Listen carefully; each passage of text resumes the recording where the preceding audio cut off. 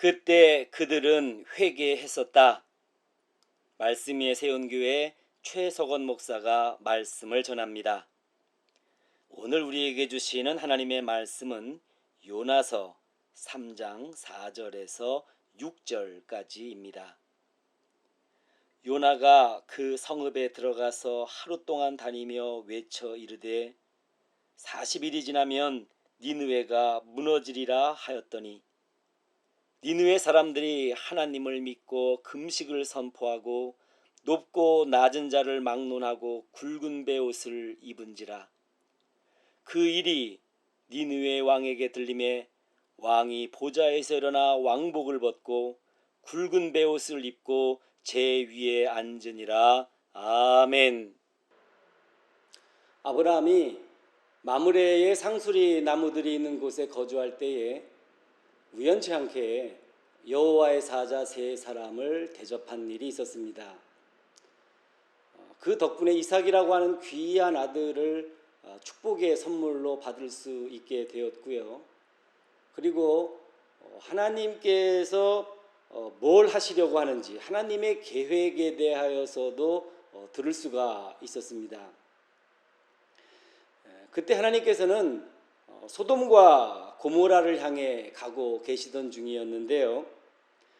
하나님의 말씀에 따르게 되면 소돔과 고모라에 대한 부르짖음이 크고 그 죄악이 무거워서 직접 가셔서 확인해 보시려고 한다는 것입니다.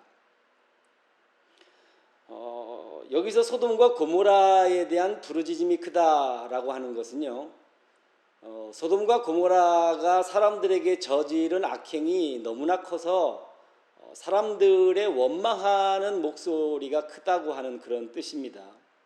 아무튼 소돔과 고모라가 사람들에게 저지른 죄악, 그 악행들 때문에 하나님께서 직접 가셔서 살펴보시고 사실 여부를 확인하신다고 하는 건데요. 만약 확인해서 사실이라고 밝혀지게 되면 하나님께서는 소돔과 고모라 성을 심판하시게 되죠. 자, 그런데 그 소돔과 고모라 성 가운데 이 소돔이라고 하는 곳에 아브라함의 조카 롯과 그 가족들이 살고 있었습니다.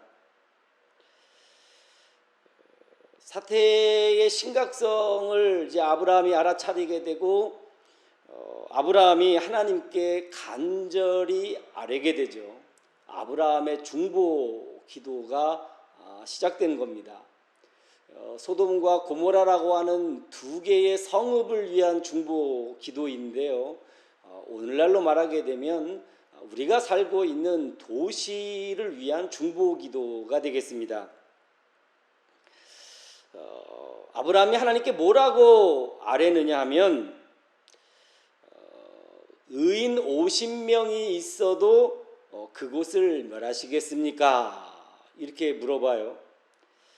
하나님께서 이렇게 대답을 하십니다. 의인 50명만 있어도 내가 용서하리라. 그러자 5명을 줄여서 아브라함이 물어봅니다. 의인 45명이 있다면 어떻게 하시겠습니까? 하나님이 대답하시기를 의인 45명만 있으면 내가 그곳을 멸하지 아니하리라. 여기서 이제 아브라함이 15명을 줄입니다. 의인 30명이 있으면 어쩌시겠습니까? 하나님이 대답하시기를 의인 30명만 있어도 내가 그곳을 멸하지 아니하리라. 이렇게 대답을 하십니다. 10명을 줄여서 그럼 의인 20명만 있으면 어떠시겠습니까? 하나님께서 동일한 대답을 하세요. 의인 20명만 있어도 내가 그곳을 멸하지 아니하리라. 아브라함이 마지막으로 물어봅니다. 그렇다면 의인 10명만 있으면 어떠시겠습니까? 하나님이 대답하시기를 의인 10명만 있어도 내가 그곳을 멸하지 아니하리라. 성경을 보게 되면 아브라함이 여기까지 아뢰고 안심한 듯 보입니다. 그리고 10명까지만 물어보고 아브라함은 중보기도를 멈추게 되죠. 아마도 아브라함의 생각은 이런 것 같습니다. 아무리 그래도 의인 10명이 없을까? 그 큰 성읍이 한 개도 아니고 두 개, 소돔과 고모라 성읍 두 개의 성읍에 의인 10명이 없을까? 이런 생각을 하면서 안심한 듯 보이는데요. 그러나 소돔과 고모라는 결국 하나님의 심판을 받고 멸망을 하게 되죠. 그 이유가 어디에 있냐면요, 의인 10명이 없어서입니다. 아브라함은 분명히 있을 거라 여겼던 것 같은데 그 의인 10명이 없어서 소돔과 고모라 성은 결국 하나님의 심판을 받아 멸망하기에 이르렀다고 하는 것입니다. 이제 무대를 소돔과 고모라에서 니느웨로 옮겨보도록 하겠습니다. 니느웨는 아수르라고 하는 나라의 수도입니다. 이스라엘 백성에게 있어서 아수르는 철천지 원수의 나라이죠.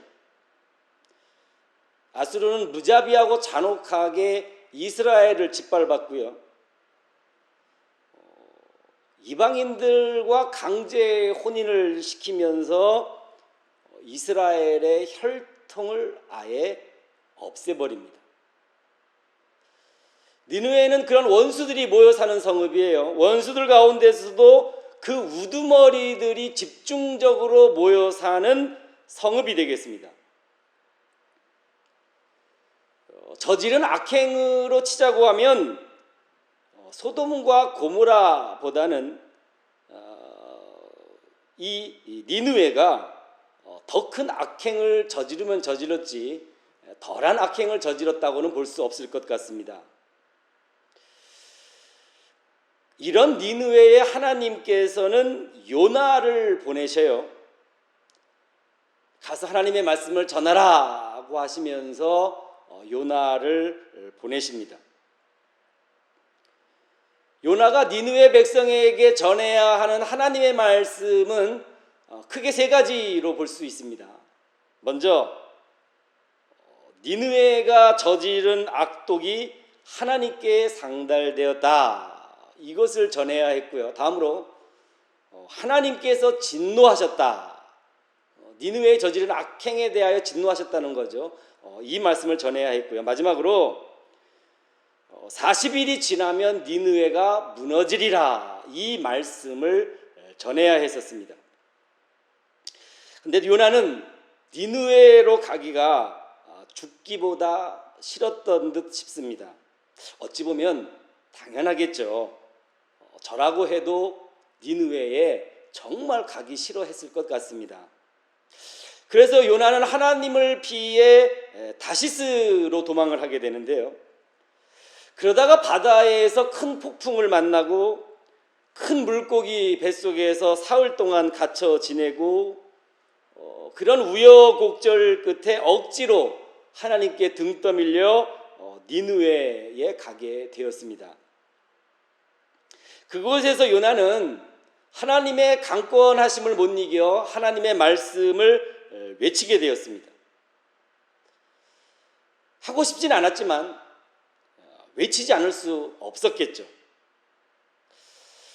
그래서인지는 몰라도 니느웨가 저지른 악행이나 또 하나님의 진노에 대해서는 한마디도 언급하지 않습니다.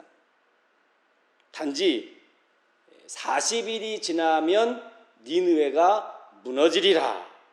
이 말만 줄기장창 외치고 다녔습니다. 왜 니느웨가 무너지는지 그 이유에 대해서는 아무런 설명도 해주지 않았었습니다. 그리고 외치고 다닌 시간도 그다지 길지 않았습니다. 성경을 보게 되면 딱 하루 동안만 외치고 다녔을 뿐입니다. 여기서 우리는 요나의 의도를 읽어볼 수가 있습니다. 요나는 니느웨의 백성이 회개하는 것을 원치 않았던 겁니다. 그 회개를 통해 니느웨 성읍이 구원받는 것을 원치 않았다는 것입니다. 이런 요나의 의도가 훤히 읽혀지고 있죠. 그런데 그 이후에 벌어졌던 일들은 요나의 의도와 정반대로 진행되었습니다. 니느웨 사람들이 하나님을 믿기 시작했어요.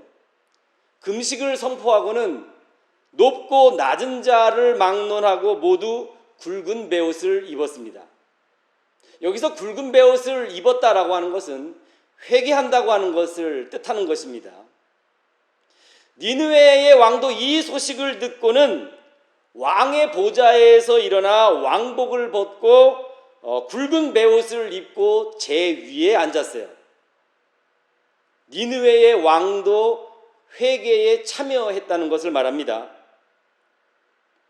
그러면서 니느웨 왕은 백성에게 조서를 내려서 명령을 내렸습니다. 먹지도 마시지도 말아라.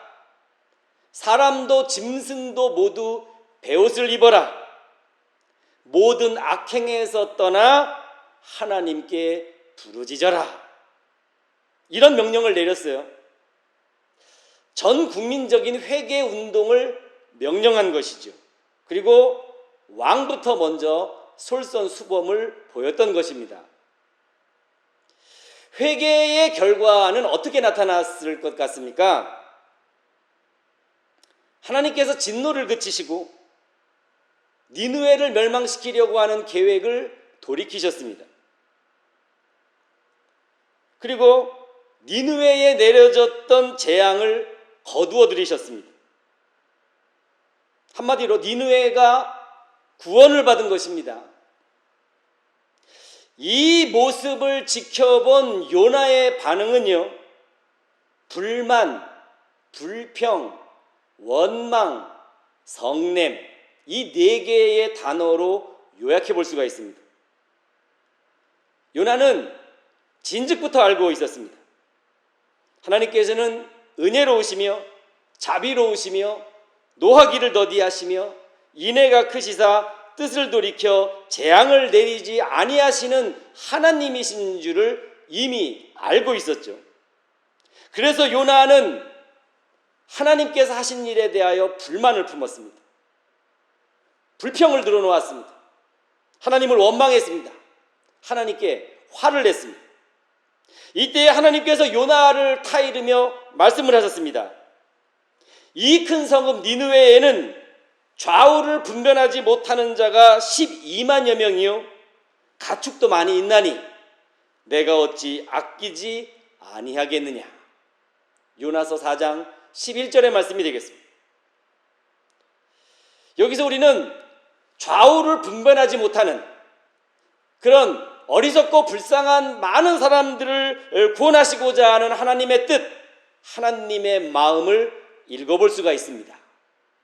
소돔과 고모라 성을 하나로 묶고 니느웨 성을 또 다른 하나로 묶어놓고 비교해 보았습니다.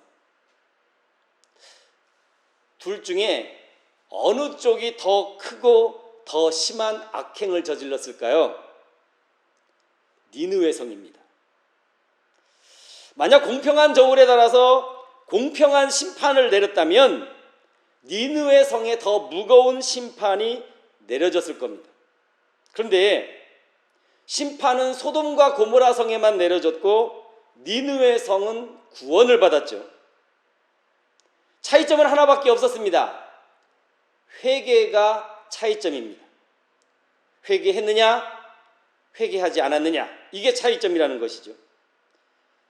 본래는 저지른 악행의 무게, 정도, 크기 이런 것에 따라 벌을 줘야 되는데요.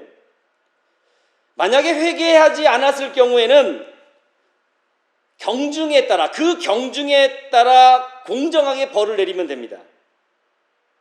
그런데 만약에 회개하였을 경우에는 모두 용서받고 벌을 받지 않게 된다라고 하는 거예요. 구원을 받게 된다라고 하는 것이죠. 얼마나 많은 죄를 저지르느냐 이게 문제가 아니라 아무리 많은 죄를 저질렀다 할지라도 니느웨 성처럼 회개하면 구원을 받고 소돔과 고모라 성처럼 회개하지 않으면 벌을 받는다라고 하는 것입니다. 여기서 이런 엉뚱한 상상을 해보았습니다. 만약 소돔과 고모라 성에 요나 같은 사람이 가서 하나님의 말씀을 선포했다면 소돔과 고모라 성도 니느웨 성처럼 구원받을 수 있었을까요? 소돔과 고모라 성을 위해 기도하는 중보 기도자는 있었어요. 아브라함이 중보 기도자였죠. 그러나 성경을 보게 되면 소돔과 고모라 성에 가서 하나님의 말씀을 전해주는 사람은 없었습니다. 말씀을 듣는 성도 여러분들의 생각은 어떻습니까? 제 생각을 이야기해보자 하면은요, 하나님의 말씀을 전파되었다, 하나님의 말씀이 전파되었다라고 하는 것을 전제로 놓고 소돔과 고모라 성에도 만약 니느웨 성처럼 하나님의 말씀을 듣는 사람이 있고 회개하는 사람이 있었다면 소돔과 고모라 성 역시도 니느웨 성처럼 구원을 받았을 것이다. 이게 제가 가지고 있는 생각이 되겠습니다. 코로나19 때문에 고통스러워하는 사람들이 너무나도 많습니다. 그리하여 코로나19 사태를 끝내기 위해 사람이 동원할 수 있는 모든 방법을 끌어모으고 사람이 할 수 있는 최대한의 동력을 쏟아붓고 있지만은 코로나 사태가 끝나지 않고 있습니다.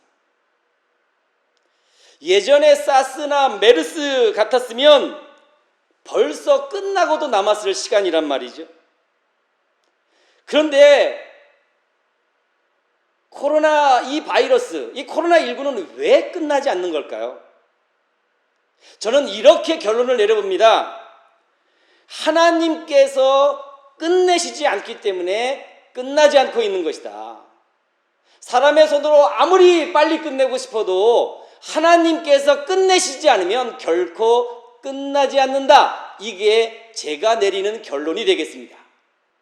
하나님께서 끝내시지 않고 오히려 질질 끌고 계시는 게 맞다면 우리는 하나님의 뜻에 대하여 신중히 생각하고 판단해야 합니다. 하나님께서 끝내시지 않는 게 맞다면 이것은 하나님께서 더 이상 인내하시지 않는다는 것을 뜻합니다. 성경에서 하나님의 인내는 심판의 보류를 뜻하죠. 하나님이 인내하시는 한 심판은 보류되는데요. 그런데 하나님께서 더 이상 인내하시지 않는다.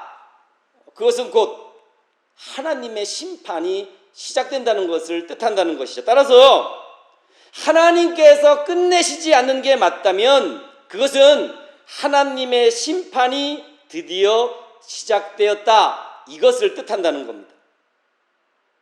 그리고 이 판단이 맞다면 우리의 상황은 종말론적입니다. 우리의 상황이 종말론적이라고 한다면 그 상황에 대처하는 우리의 방법 역시도 종말론적이어야 합니다. 그렇기 때문에 우리는 이러한 때일수록 구약의 다니엘서나 신약의 요한계시록을 부지런히 읽으면서 그러면서 하나님의 뜻에 대처해야 한다고 생각을 해봅니다.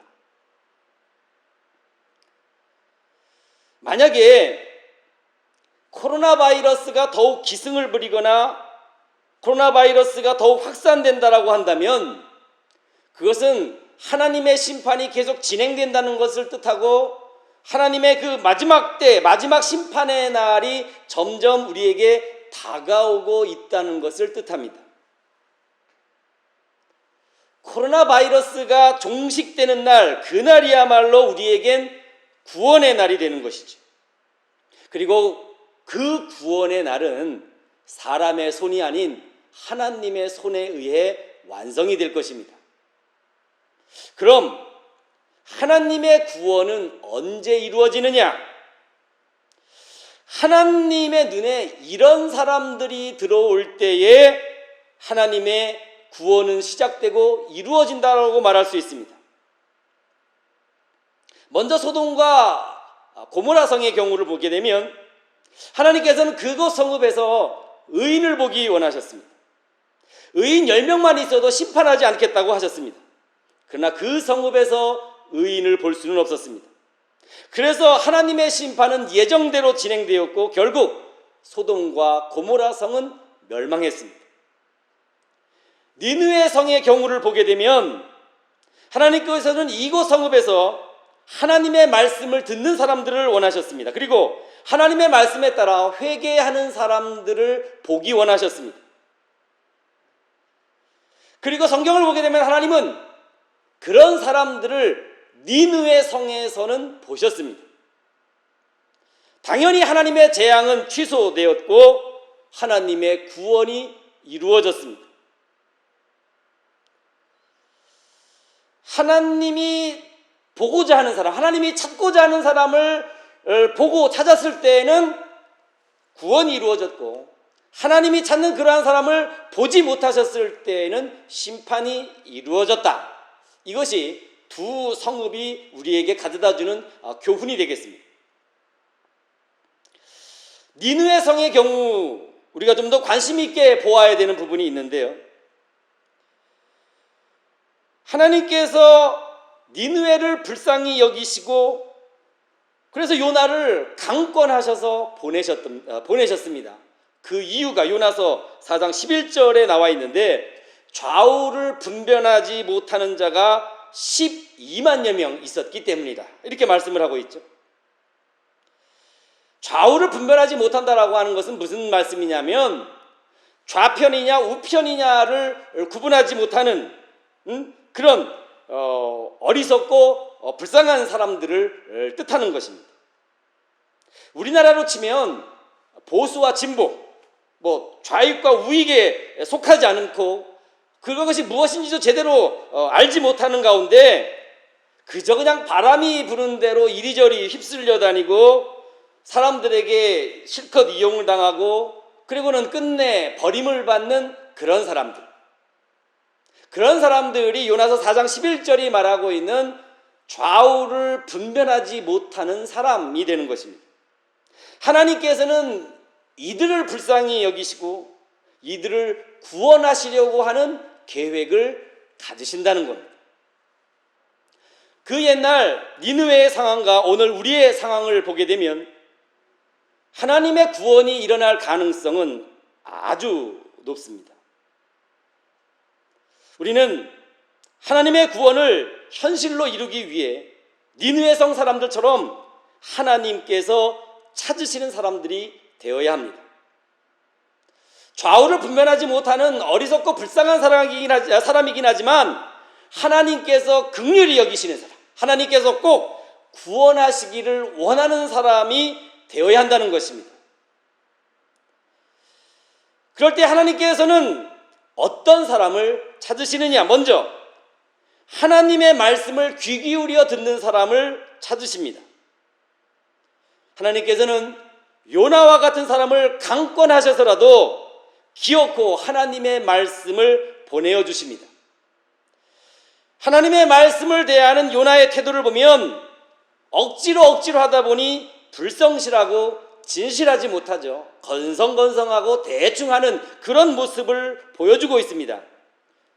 말씀을 전하는 사람이 이런 태도를 가지고 있다 할지라도 그가 전하는 말씀이 하나님의 말씀이 있다면 귀가 있는 사람은 그 말씀을 듣는다는 것입니다.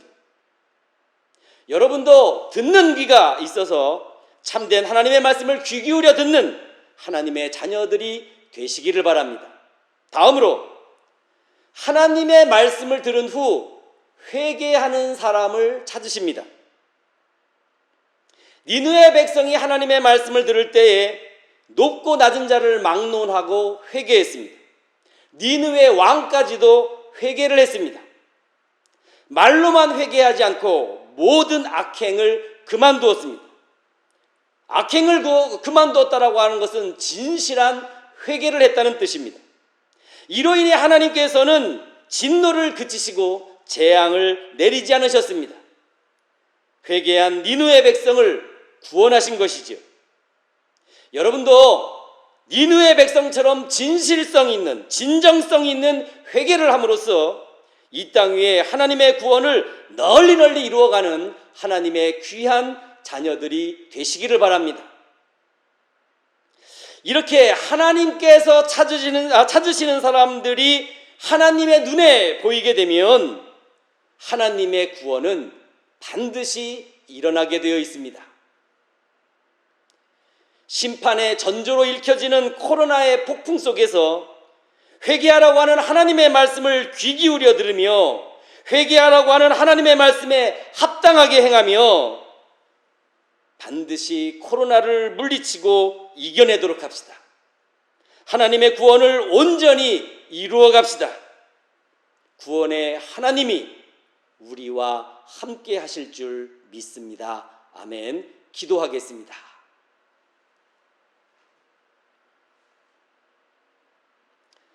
사람을 찾으시는 하나님 아버지, 하나님의 말씀을 들고서는 저는 요나와 같은 사람이 되겠습니다. 아니, 저는 요나보다는 나은 사람이 되겠습니다.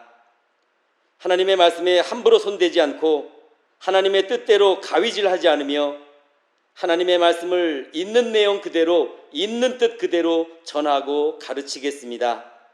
하나님의 말씀을 듣는 성도들은 그 옛날 니느웨의 백성 같게 하옵소서.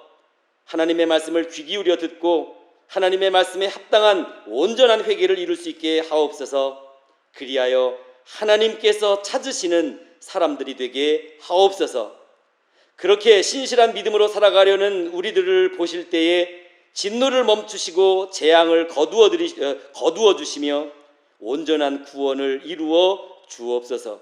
오늘도 말씀으로 오시는 우리 주 예수 그리스도의 이름으로 기도합니다. 아멘.